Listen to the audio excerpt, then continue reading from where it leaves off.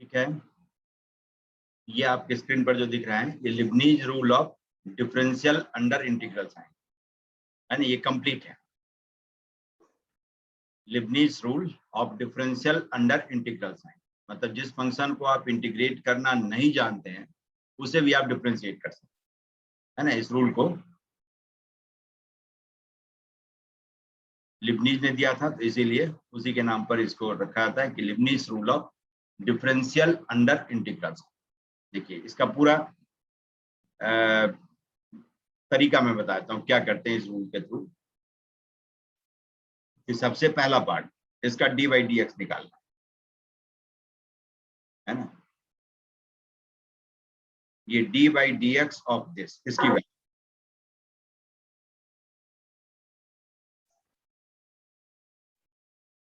समझ गए, d by d x of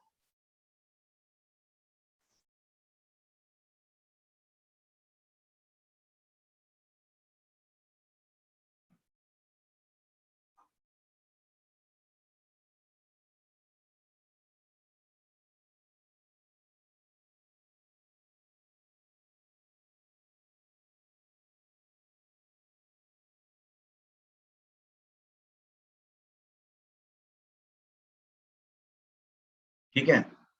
तो डिफरेंशियल ऑफ यही pi x to psi x f x t d t, इसका पहला हिस्सा जो है पहला पार्ट है जो इंटीग्रैंड है, इसको इंटीग्रैंड कहते हैं, है ना। इंटीग्रैंड का टी एक्स के रिस्पेक्ट में डिफरेंशियल, टी तो इंटीग्रल का वेरिएबल, टी इंटीग्रल का वेरिएबल है, टी के रिस्पेक्ट में नहीं।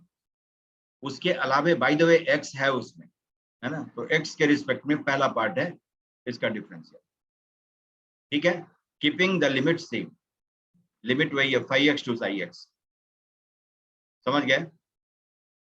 फिर second part plus upper limit पर फंक्शन की वैल्यू, टी के जगह पर अपर लिमिट रखा गया है, एफ एक्स साई एक्स है ना।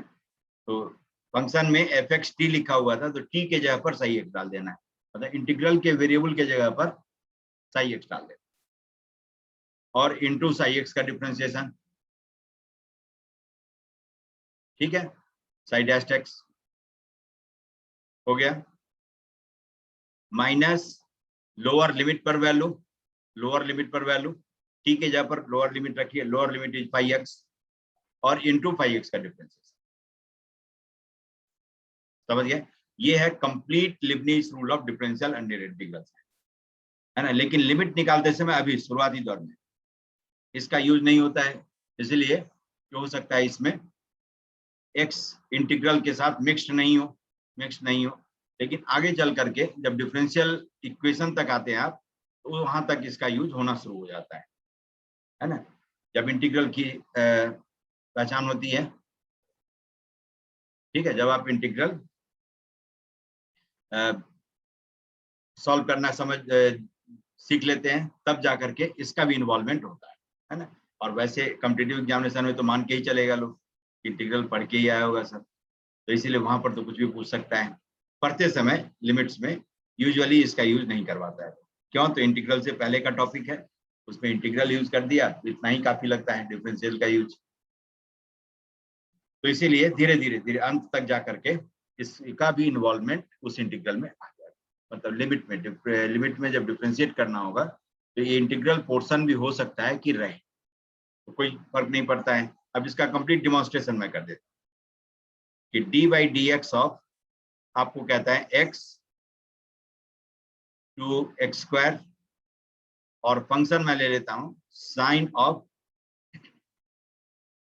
टी स्क्वायर एक्स, ठीक है, प्लस एक्स क्यूब और डी टी, है ना। इसका इंटीग्रेशन आप नहीं कर सकते, आपका मैं भी नहीं कर सकता हूं, है ना। इसका एंटी डेरिवेटिव मेथड से इंटीग्रल पॉसिबल ही नहीं, इसीलिए इसके लिए प्रयास नहीं करना, हाथ पर नहीं मारना है। Angle linear function of T होता तब इंटीग्रेट कर दे, लेकिन इसको ये नॉन लीनियर है और इस नॉन लीनियर का डिफरेंशियल बाहर में नहीं है, तो इसीलिए ये इंटीग्रेबल नहीं है, इसको इंटीग्रेट नहीं कर सकते। तो पहला पार्ट देखिए, पहला पार्ट कहता है सेम लिमिट रखो x टू एक्स स्क्वायर, और जो इंटीग्रैंड है उसको डिफरेंशिएट करना है, किसके रिस्पेक्ट में, x के रिस्पेक्ट। तो साइन थीटा का थीटा के रिस्पेक्ट में कॉस थीटा, और फिर अब इस थीटा का x के रिस्पेक्ट में करना है। पहले मैं उसी को लिख देता हूँ, टी स्क्वायर एक्स का x के रिस्पेक्ट में टी स्क्वायर, और एक्स क्यूब का 3x स्क्वायर, और साइन कॉस में चेंज हो जाएगा, cos of t square x plus x cube और डी। पहला पार्ट ये हो प्लस। अब सेकेंड पार्ट देखिए, अब इस पर फोकस करें। इंटीग्रैंड में जहां जहां टी है वहां पर एक्स स्क्वायर डाल देना, अपर लिमिट रख देना। ये हो जाएगा साइन x4 और into x, x5 plus x cube और इंटू एक्स स्क्वायर का डिफरेंशिएशन 2x। ये दूसरा पार्ट हो, माइनस आखिरी पार्ट, इसमें t के जगह पर x रखना है, तो sine of x cube plus x cube, है ना, t के जगह पर x रख करके आएगा x square into x cube हो गया, और फिर प्लस एक्स क्यूब और टाइम्स लोअर लिमिट का डिफरेंशियल, तो 1। ये है complete Leibniz rule of differential under integral sign, मतलब फंक्शन को बिना इंटीग्रेट किए हुए डिफरेंशिएट करने का तरीका, ठीक है। इसको सब लोग होपफुली समझ गए होंगे। इसमें कहीं पर किसी पोर्शन में कोई दिक्कत हो तो पूछिए, है ना। मैंने जो लिखा है वो सब अभी आपके सामने है और मेरे सामने भी, ठीक है। पहला पोर्शन समझ गए कि लिमिट को सेम रखते हुए इंटीग्रैंड का differentiation with respect to x के रिस्पेक्ट में करना है। और ये डेल करके जो लिखा होता है ये पार्शियल डेरिवेटिव के लिए यूज किया जाता है। क्यों, तो यहाँ पर दो वेरिएबल है, एक्स और टी, लेकिन टी इंटीग्रल का वेरिएबल है, हमारा वेरिएबल नहीं, हमारे डिफरेंशिएशन का वेरिएबल एक्स है। तो सिर्फ हमें एक्स को वेरिएबल की तरह लेना है, बाकी जो दूसरे का वेरिएबल है उसको हमें कांस्टेंट की तरह, इसका मतलब ये होता है, ठीक है। तो इसीलिए sine t square x plus x cube का जब एक्स के रिस्पेक्ट में हमने डिफरेंशिएशन किया तो टी स्क्वायर को कांस्टेंट की तरह लिया, जैसे 2 3 4 होता तो 2x का डिफरेंशिएशन लिखते 2, तो वैसे टी स्क्वायर एक्स का डिफरेंशिएशन टी स्क्वायर।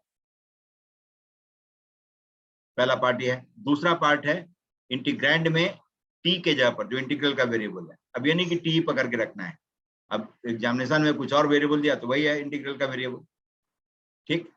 तो उसके जगह पर अपर लिमिट रख देना है, और फिर इनटू अपर लिमिट का डिफरेंशिएशन, माइनस इंटीग्रल के वेरिएबल के जगह पर लोअर लिमिट रख देना है, और इनटू लोअर लिमिट का डिफरेंशिएशन। ये कंप्लीट है Leibniz rule of differential under integral. अब इसका यूज कर ले यहां पर, तो देखिए क्या आ जाएगा। अब इसमें अंदर में तो x है ही नहीं, जो x था वो डिटैच होने लगता, हमने बाहर कर दिया, तो इसीलिए अभी शुरुआती दौर में ये कम पाया जाता है। चलिए, अब limit x approaches 1, L hospital rule क्या कहना है कि अपर लिमिट पर फंक्शन की वैल्यू, क्योंकि फर्स्ट पार्ट 0 हो गया, क्योंकि x है ही नहीं, तो x के रिस्पेक्ट में साइन टी स्क्वायर माइनस 1 को डिफरेंशिएट करेंगे, क्या आ जाएगा 0, कांस्टेंट का डिफरेंशिएशन 0 होता है, और 0 को कहीं से कहीं तक इंटीग्रेट करें उसकी वैल्यू 0 ही आएगी, है ना। तो इसीलिए पहला पार्ट नहीं। अब दूसरा पार्ट, अपर लिमिट पर फंक्शन की वैल्यू, तो t के जगह पर अपर लिमिट x है, x रख दी, x square minus 1 into upper limit का डिफरेंशिएशन 1, और लोअर लिमिट तो कांस्टेंट है, तो इसका डिफरेंशिएशन कम से कम तो 0 होगा ही, चाहे वो फंक्शन की वैल्यू कुछ भी होती हो। लेकिन यहाँ पर t के जगह पर 1 डालेंगे तो साइन 0 भी 0 होता है, 1 का डिफरेंशिएशन भी 0 होता है, बहुत बड़ा 0 आ गया, डिवाइडेड बाई x माइनस 1 का स्क्वायर, तो 2 टाइम्स x माइनस 1। ये हो गया एल हॉस्पिटल रूल से इस लिमिट की वैल्यू, है ना। फिर देखिए, फिर ये 0/0 फॉर्म है, ठीक है। इसका मतलब इंडिटरमिनेट फॉर्म है। अब इसकी लिमिटिंग वैल्यू निकालने के लिए क्या करते हैं, एक्स अप्रोचेज 1। अब साइन का एंगल है एक्स स्क्वायर माइनस 1, तो नीचे तो आपको एक्स स्क्वायर माइनस 1 लिखना होगा, है ना, एक्स स्क्वायर माइनस 1 तो आना चाहिए। Sine theta upon theta, theta approaches 0 is 1, 1/2 को बाहर करिए, 2 कांस्टेंट था, बाहर आ गया। अब नीचे एक्स स्क्वायर माइनस 1 लाने के लिए हमने एक्स प्लस 1 से मल्टीप्लाई किया है डिनोमिनेटर को, तो न्यूमरेटर को भी एक्स प्लस 1 से मल्टीप्लाई करना होगा, तभी तो बराबर होगा। आ गया? तो अब लिमिटिंग वैल्यू आ गई, half sine theta upon theta, theta approaches 0 is 1, और इंटू एक्स के जगह पर 1 डालिए दूसरे फैक्टर में, 1 + 1 2, ये आ गया। तो लिमिटिंग वैल्यू,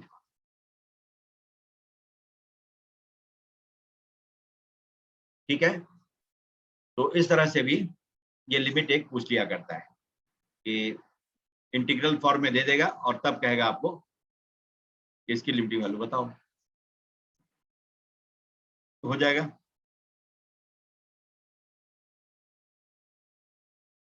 ठीक है, कर लेंगे वो फुली।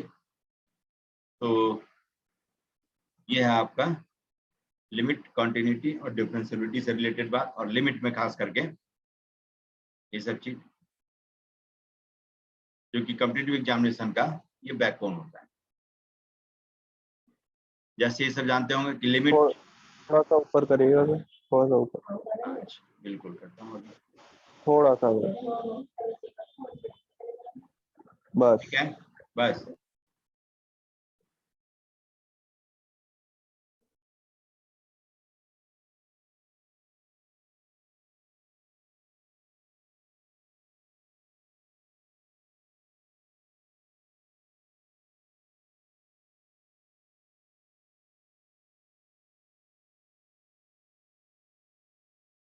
ठीक है,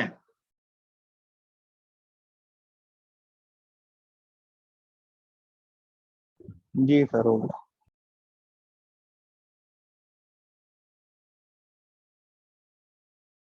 इसका बताइए, limit x approaches 0 sine x upon x, और ये ग्रेटेस्ट इंटीजर फंक्शन है, जीआईएफ है ना, ग्रेटेस्ट इंटीजर फंक्शन है बॉक्स, इसकी लिमिटिंग वैल्यू क्या होगी? और ऐसे ही आपको साइन इनवर्स एक्स और अपॉन एक्स, ये भी बॉक्स आपका जीआईएफ, इसकी लिमिटिंग वैल्यू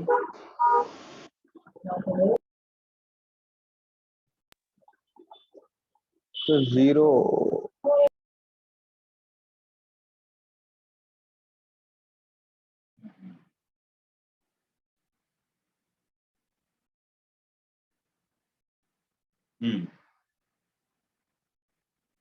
ठीक है। देखिए इसमें जिस कॉन्सेप्ट का यूज करते हैं वो ये है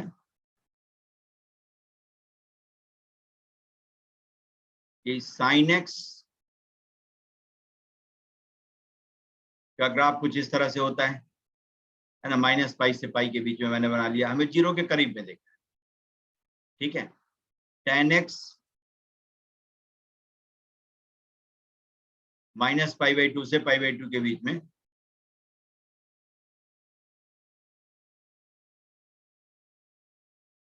है ना, कुछ इस तरह का होगा।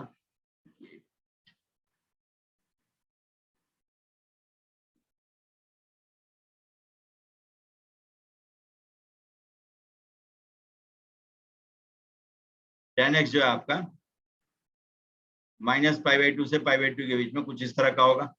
ये आपका है tan x, y = tan x। ठीक, ये था आपका y = sin x।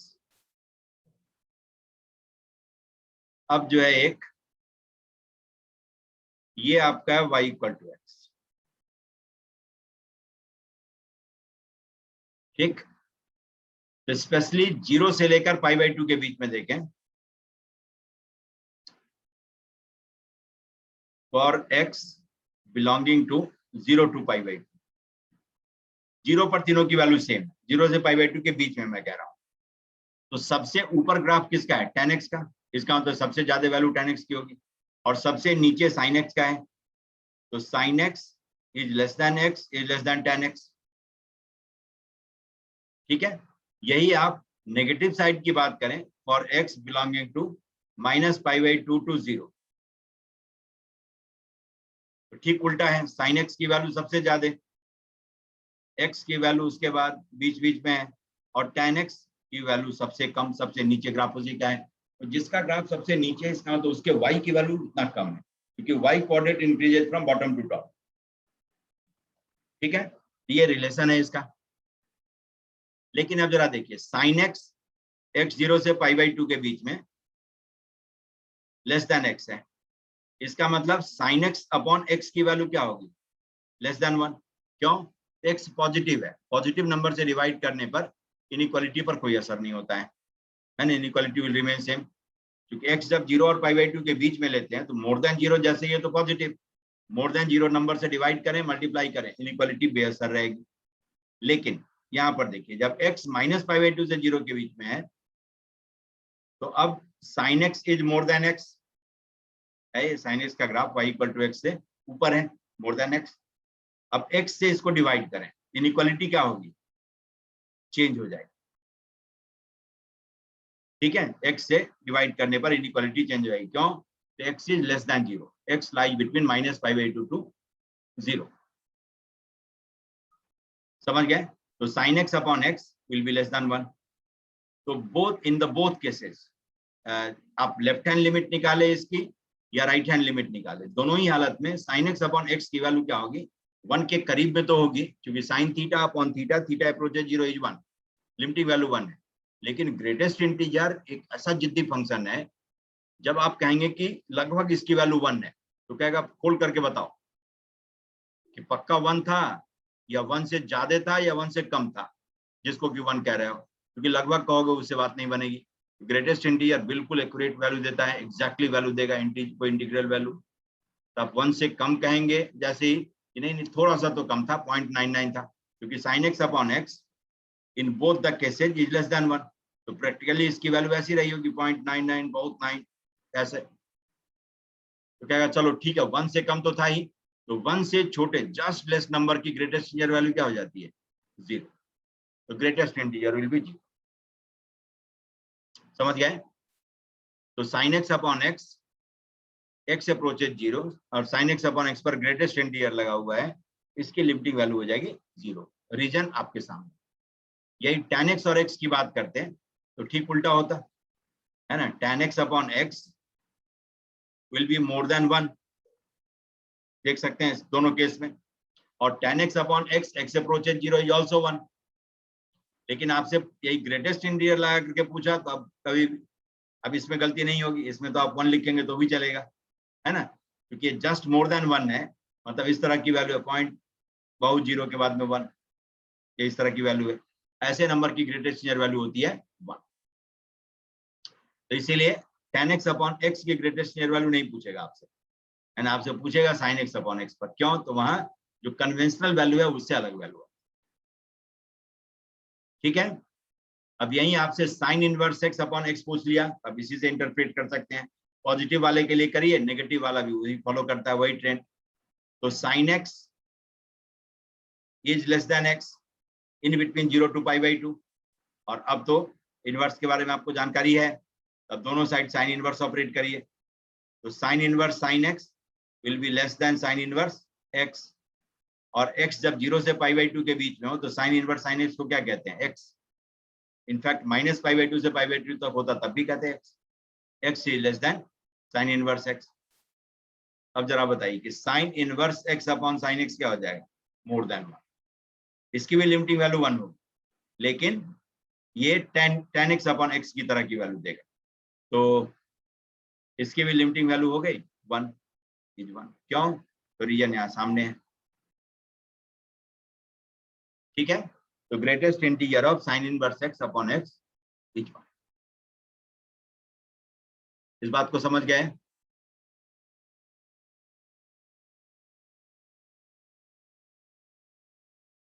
और ये जो इनइक्वालिटी मैंने बताया, ये यहीं पर नहीं, बहुत जगह काम देता है। अब जिस डोमेन में आप एंटर करने वाले हैं, एप्लीकेशन ऑफ डेरिवेटिव, वहां पर ये सब खूब चलता रहता है, खूब इसका यूज होता है।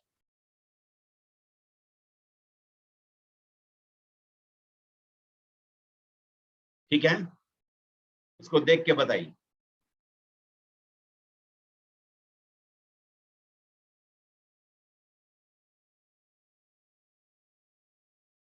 समझ गए?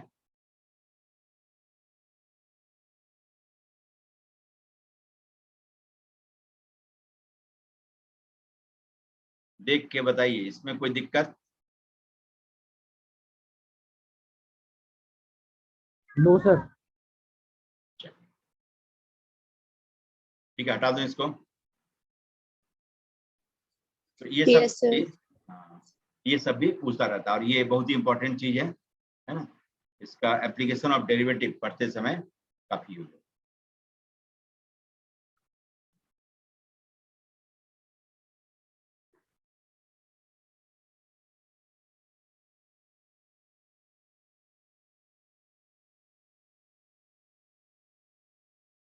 ठीक, चलिए।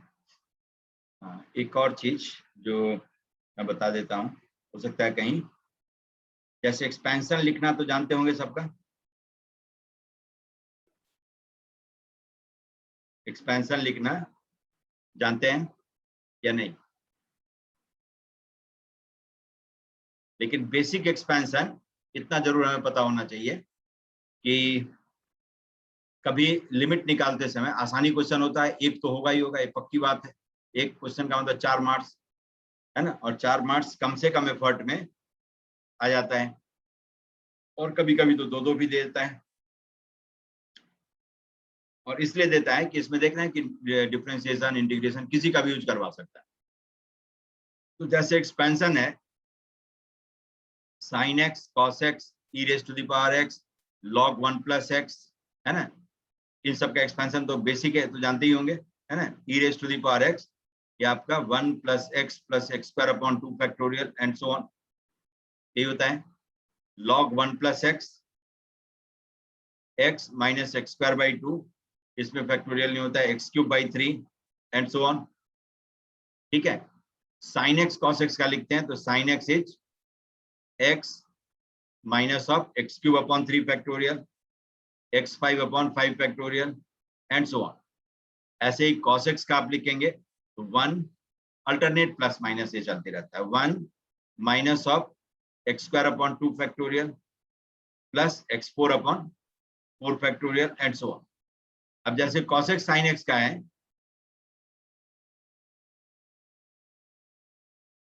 ये आपको नहीं पता चले तो यहां से आप लिख सकते हैं, है ना। जैसे x के जगह पर क्या करते हैं, आई थीटा डाल दिए, तो e raise to the power i theta क्या हो जाएगा, 1 प्लस आई थीटा हो जाएगा। ये होता है आपका x cube upon 3 factorial and so on. 2-3 लिख लेता हूं, आई थीटा। अब आई थीटा का स्क्वायर कर दे तो i square which is -1 theta square upon 2 factorial minus i theta cube upon 3 factorial and so on, plus अब आ जाएगा थीटा 4 अपॉन 4 फैक्टोरियल, चूंकि आई रेज पर 4 इज 1।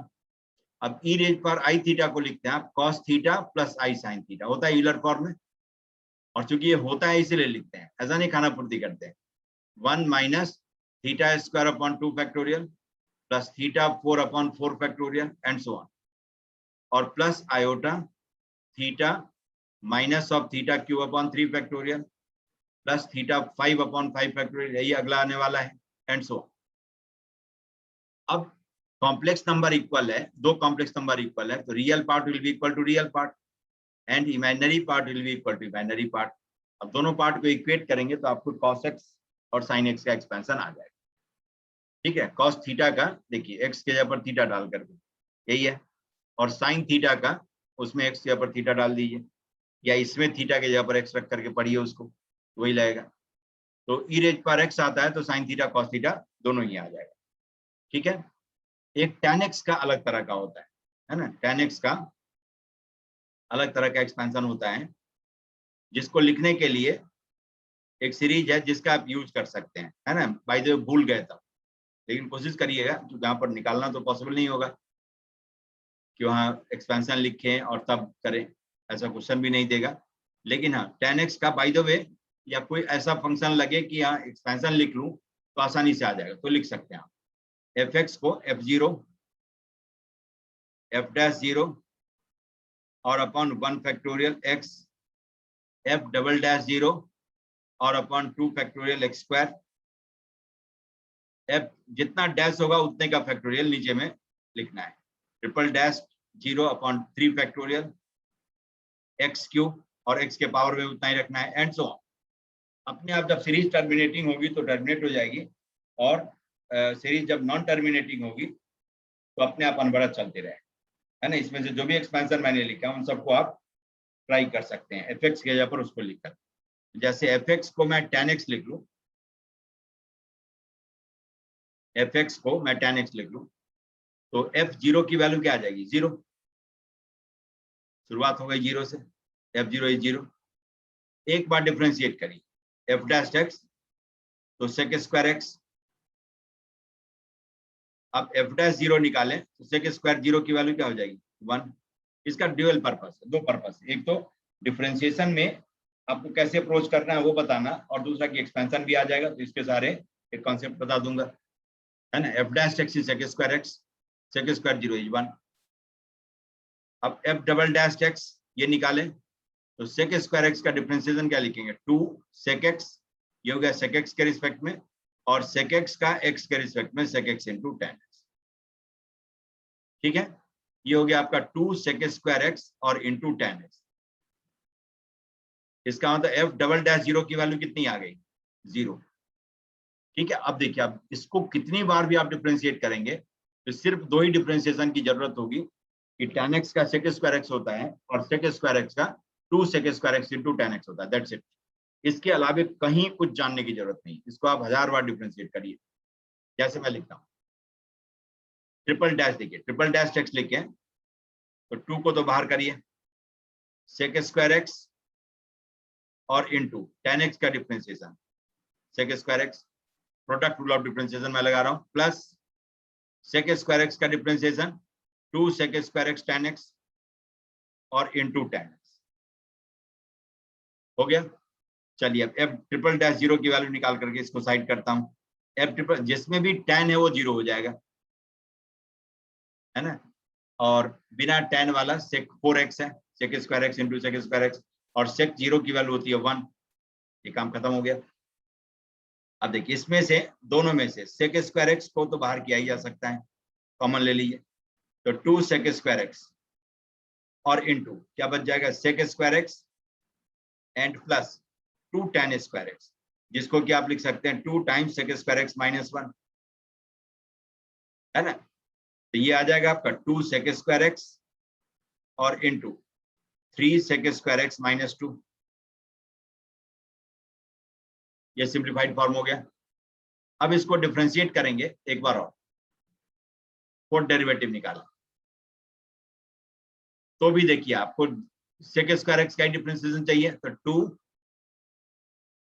sec स्क्वायर x और इंटू इसका डिफरेंशिएशन, तो कितना आ जाएगा 3 और इंटू sec स्क्वायर x का differentiation 2 sec square x tan x, फिर plus 3 sec square x minus 2 और इंटू sec स्क्वायर x का differentiation 2 sec square x tan x। देख लिए अब सब में tan x है तो फोर्थ डेरिवेटिव तो 0 आएगा ही आएगा, फोर्थ डेरिवेटिव इज 0। अब देखिए अब एक इसमें से 2 sec square x tan x पूरा का पूरा कॉमन आ जाएगा, तो 4 sec square x tan x आ गया। अब जो रह गया आपके पास वो पहले में 3 sec स्क्वायर x और दूसरे पार्ट में 3 sec स्क्वायर x माइनस 2। चलिए सिंप्लीफाई कर ही देता हूं, तो 4 into 2 8 sec square x tan x और into 3 sec square x minus 1। अब देखिए अब इसको भी डिफरेंशिएट करेंगे तो आपको दो ही डिफरेंशिएशन चाहिए, tan x और sec स्क्वायर x। अब बस फिफ्थ डेरिवेटिव लिख करके अब इसको क्लोज करूंगा मैं, फिफ्थ डेरिवेटिव लिखिए तो 8 और इंटू, जब फंक्शन दो या दो से ज्यादा फंक्शन का प्रोडक्ट हो तो क्या करते हैं, सबको एक एक बार मौका दिया जाता है डिफरेंशिएट होने के, है ना। जैसे sec square x tan x और लास्ट वाले का डिफरेंशिएशन, लास्ट वाले का डिफरेंशिएशन क्या होगा 3 और into 2 sec square x tan x हो गया, प्लस अब sec स्क्वायर x और इंटू tan x का डिफरेंशिएशन sec स्क्वायर x, बाकी सब ऐसे ही प्रोडक्ट में रहेगा 3 sec स्क्वायर x माइनस 1, फिर plus last sec square x का differentiation 2 sec square x tan x और बाकी सब एज इट इज प्रोडक्ट में रहेगा tan x और 3 sec स्क्वायर x माइनस 1 हो गया। अब फिर इसमें से जो कॉमन आता है कॉमन लेते जाएंगे, तो आपको सिर्फ दो ही का डिफरेंशिएशन मालूम होना चाहिए, tan x का और sec स्क्वायर x का, ठीक है। अब मैं क्लोज करता हूं इस चैप्टर को। F40 इसकी वैल्यू कितनी आ जाएगी 8, तो बाहर कॉमन है ही, अंदर में जहां tan दिखता है वहां पर 0 लिख दीजिए, है ना, वो सब 0 हो जाएगा, बीच वाला सिर्फ बच जाएगा sec 0 और 3 sec 0 sec स्क्वायर 0 माइनस 1, तो 3 माइनस 1 2, 8 इंटू हो गया 16। बस अब ऐसे ही 6 डेरिवेटिव निकालेंगे 0 आ जाएगा, 7 डेरिवेटिव नॉन जीरो आएगा। ये कहानी इसकी है। अब क्या करते हैं, अब tan x का एक्सपेंशन लिखने के लिए, tan x का एक्सपेंशन लिखने के लिए अब इसमें आप रखिए जो जो सब आया उस पूरी कहानी को यहाँ पर अब बयां करिए।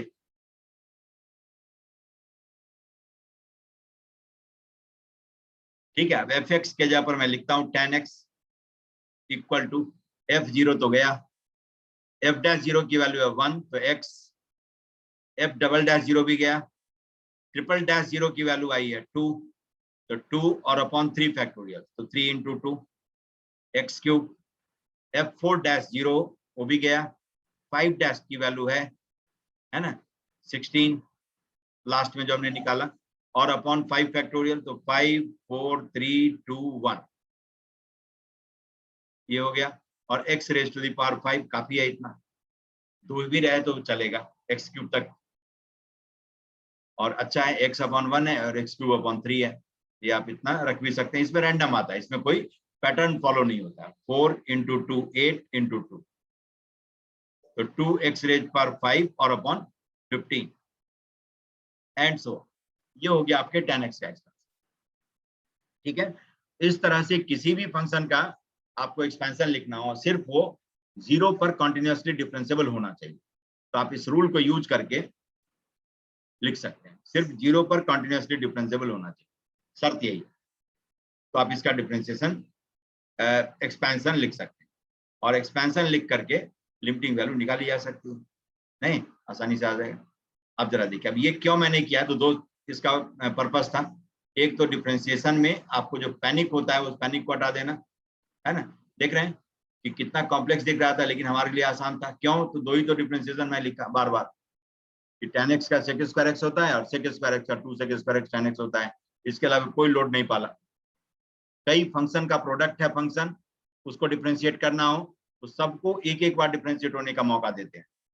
एक ही फंक्शन कई बार, एक ही पार्ट ऑफ फंक्शन कई बार डिफरेंशिएट नहीं होगा, तो जो 2 के लिए है वही 2000 के लिए रूल लागू है ना, कि पहले का डिफरेंशिएशन बाकी प्रोडक्ट में रहेगा, दूसरे का डिफरेंशिएशन बाकी सब इंक्लूडिंग फर्स्ट प्रोडक्ट में रहेगा, थर्ड का differentiation first second fourth onward सब प्रोडक्ट में रहेगा, लाइक दिस।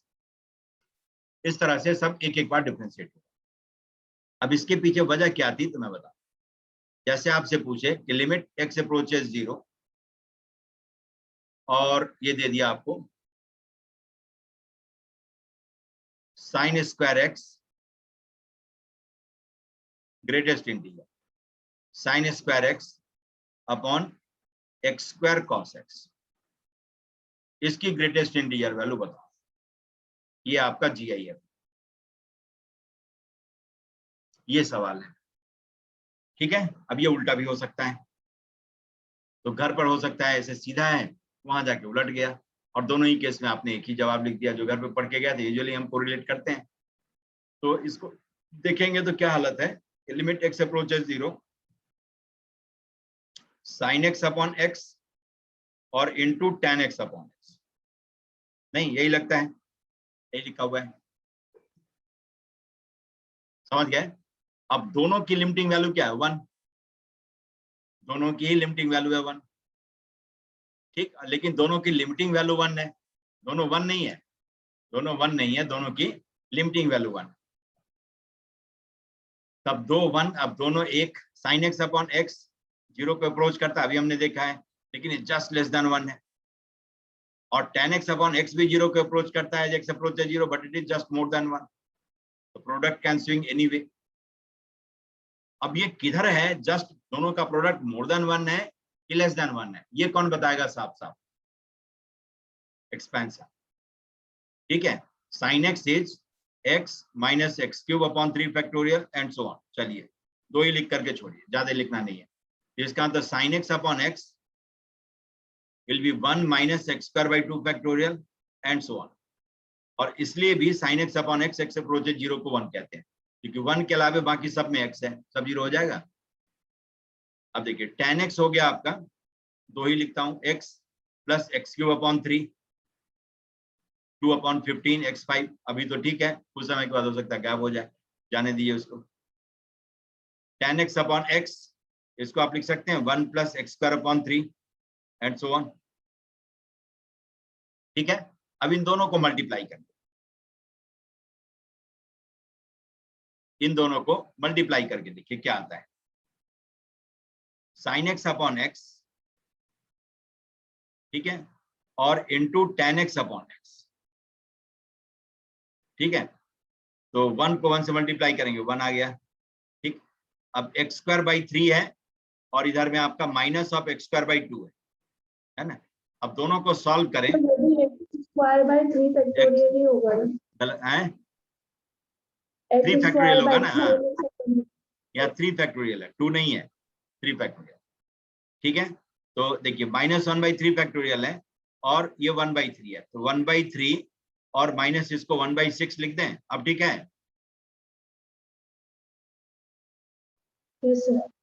ठीक है। अब चलिए, अब आगे चाहे जो भी होता हो रहने दीजिए, प्लस माइनस, क्योंकि x4 में तो अगला भी कंट्रीब्यूट करेगा ना, नहीं, x4 में यहाँ x5 अपॉन ये होता 2 अपॉन 15 x5, ये भी कंट्रीब्यूट करेगा, तो आगे देखने की जरूरत ही नहीं। ये भी होता, इसमें भी x कॉमन लेंगे तो x रेज पर 4 आएगा, x रेज पर 4 को 1 से मल्टीप्लाई करेंगे तो भी x रेज पर 4 आएगा, ठीक। ऐसे ही यहाँ पर आपका है x5 अपॉन 5 फैक्टोरियल है, तो ये भी आपका x रेज पर 4 बनाएगा, कई तरह से आएगा, लेकिन हमें आगे देखने की जरूरत ही नहीं। इनफाइनेटेसिमल में जो लीस्ट पावर वाला टर्म होता है, क्योंकि x इज अप्रोचिंग 0, तो जो लीस्ट पावर वाला टर्म है सिर्फ उसको देख लीजिए कि वो किधर रास्ता अख्तियार करता है, उसकी वैल्यू जस्ट मोर देन 0 है कि जस्ट लेस देन 0 है, पूरा एक्सप्रेशन उसी के हिसाब से स्विंग करेगा। ये हो जाएगा 1 and plus 1/6 x square and so on. अब जरा बताइए कि sin x upon x into tan x upon x, इसकी वैल्यू जस्ट मोर देन 1 है, 1 में कुछ ना कुछ तो ऐड करेगा, क्योंकि x चाहे 0 को नेगेटिव साइड से अप्रोच करे या पॉजिटिव साइड से, एक्स स्क्वायर की वैल्यू तो पक्का पॉजिटिव होगी, है ना, तो इसीलिए it is just more than 1 in both limits, तो इसीलिए इसकी ग्रेटेस्ट नियर वैल्यू क्या हो जाएगी 1। लेकिन यही उल्टा होता तो 0 हो जाता, लिमिट x अप्रोच है 0, x square upon sine x into tan x दे दिया, इसकी वैल्यू कितनी हो जाएगी 0। तो जैसे ही कहीं कंफ्यूजन हो आप इस तरह से एक्सपेंशन लिख लीजिए, दो टर्म तो रखना है ना, उसी से दो हाथ हो जाएगा, तो अपने आप पता चल जाएगा कि इसकी वैल्यू, लिमिटिंग वैल्यू तो 1 है, लेकिन 1 से कम है कि ज्यादा है, ये जानना ग्रेटेस्ट इंटीजर के लिए जरूरी है। तो इसीलिए एक्सपेंशन के थ्रू उस फंक्शन को जो कि इंटीग्रेंट के ग्रेटेस्ट इंटीजर